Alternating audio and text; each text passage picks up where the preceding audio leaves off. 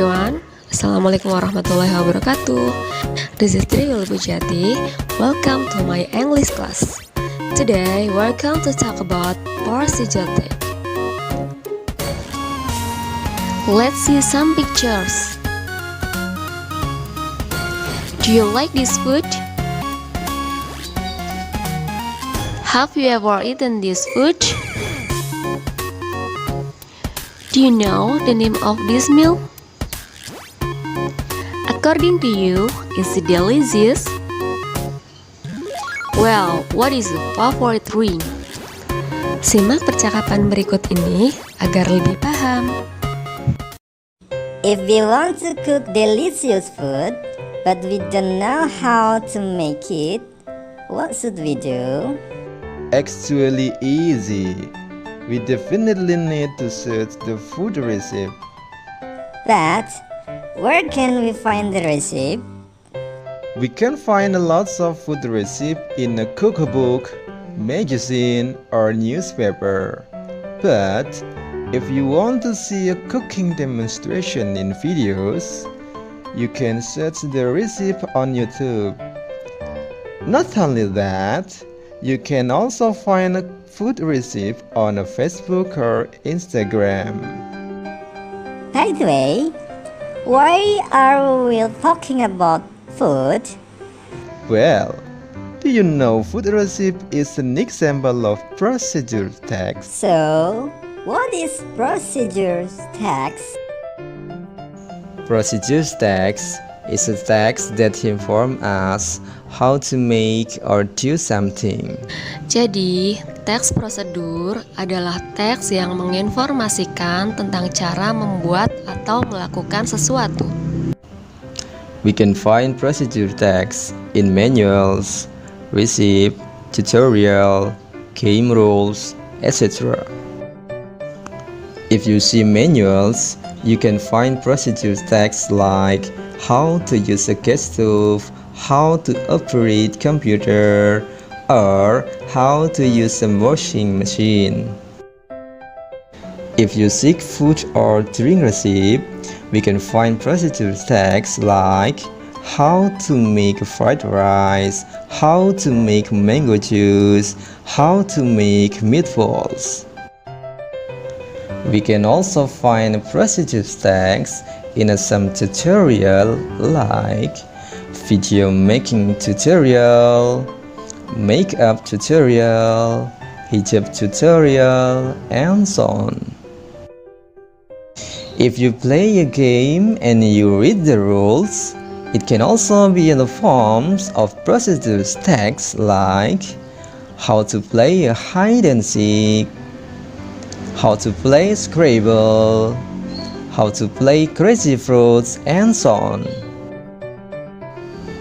Procedure text can also talk about steps dealing with the human behavior. For example, how to live happily, how to succeed, how to manage time, how to win a competition, etc. So, the social functions or purpose of procedure text is to tell the reader how to make or operate or do something through a sequence of action or steps. Nah, jadi fungsi sosial dari teks prosedur adalah untuk menceritakan atau menginformasikan cara membuat, mengoperasikan, atau melakukan sesuatu sesuai urutan kegiatan atau langkah-langkah. Kemudian, mari kita lihat bagian-bagian dari teks prosedur. There are three parts of Porsijotek. The first is goals. The second one is material, tools, or ingredients. And the last part is steps. Prosedur teks memiliki 3 struktur teks. Yang pertama adalah tujuan atau goals. Biasanya tujuan ini disebutkan pada judul teks. Misalnya, how to make mango juice. Kemudian, bagian yang kedua yaitu materials, tools, or ingredients. Nah, pada bagian ini kita menyebutkan material apa saja atau alat atau bahan apa saja yang kita gunakan untuk membuat sesuatu tersebut. Dan bagian yang ketiga adalah steps. Bagian ini menceritakan langkah-langkah atau tata cara untuk melakukan sesuatu atau membuat sesuatu secara berurutan dari langkah pertama hingga langkah terakhir. Now, let's see at the language feature of procedural text. Unsur kebahasaan yang digunakan dalam teks prosedur antara lain using adverbial of sequence or using temporal conjunction, yaitu kata yang menerangkan urutan waktu atau urutan kegiatan, atau temporal conjunction yang merupakan kata hubung yang menerangkan urutan waktu seperti first, second, third, the last untuk menerangkan urutan langkah-langkah. Misalnya, pertama, kedua, ketiga, yang terakhir, dan sebagainya. Unsur kebahasaan yang kedua yaitu using command or imperative sentence. For example, put the noodles on the pan, cut the onion, wash the tomatoes, and so on. Command merupakan kata yang digunakan untuk menyatakan perintah atau suatu instruksi. Imperative sentence adalah kalimat yang kita gunakan untuk memberikan instruksi atau arahan atau perintah. Misalnya, letakkan mie ke dalam panci, potonglah bawang, cucilah tomat, dan lain sebagainya. The next language feature is using adverbials or adverb to express detail of the time, place, manner accurate, like for 5 minutes, 2 hours, and so on. Unsur kebahasaan yang selanjutnya adalah penggunaan kata keterangan yang menunjukkan waktu, tempat, maupun kegiatan secara rinci. Misalnya, selama 5 menit, selama 2 jam, dan lain-lain. The next language feature is using action verb like make, take, boil, cook, yang merupakan kata kerja untuk menunjukkan sebuah kegiatan atau aksi. Misalnya, membuat, mengambil, merebus, memasak, dan lain-lain. And the last one is using simple present tense. Dan yang terakhir adalah penggunaan simple present tense. Nah, sekarang coba kita lihat contoh teks prosedur berikut ini. Dan saya ambil dari materi ruang guru. Perhatikanlah contoh teks prosedur ini dengan judul How to make Dalgona Coffee. Sebagaimana yang telah dijelaskan tadi, bahwa teks prosedur memiliki 3 bagian teks atau 3 struktur teks. Yang pertama adalah goals, yang kedua adalah tools or ingredients, dan yang ketiga adalah steps. Pada contoh teks ini, kita ketahui bahwa goals atau tujuan disebutkan pada judul teks, yaitu How to make Dalgona Coffee atau cara membuat kopi dalgona.